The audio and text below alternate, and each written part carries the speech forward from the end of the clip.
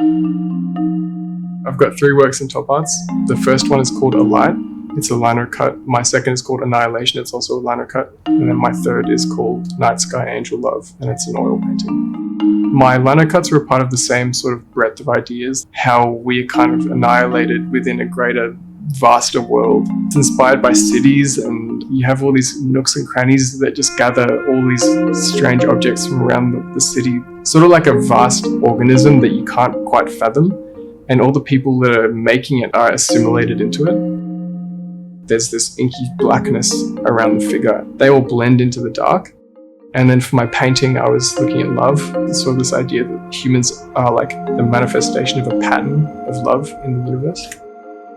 The starting points were me looking back at my old works, and I'd be like, why are they bald people? Why don't they have hair? And it was because I was like sort of having them without any identity, annihilating them in these landscapes. And I was so inspired by like science fiction, mega structures.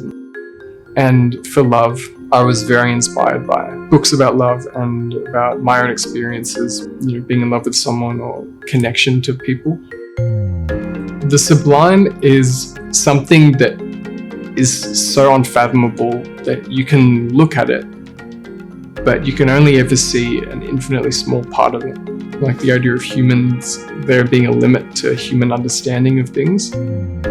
I would first sketch in white pencil my design on the lino, and then I would begin carving in sections.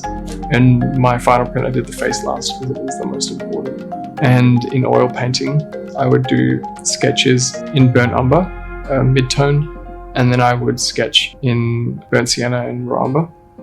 So it's like the dark tone, and then I would add white, and then I would go in with layers of color. And usually I'd be too scared each layer, so I do them all too light, but it led to quite an interesting effect with colors that would layer quite nicely. I had a few setbacks on colors with that last painting. I wasn't sure what colors I wanted to do, and that blue that is everywhere came out by chance, just in doing the shadows on the face. And I was like, oh, this is amazing.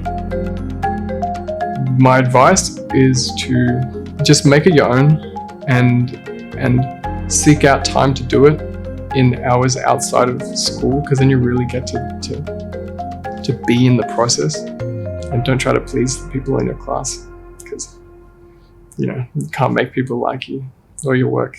You just got to do what you like.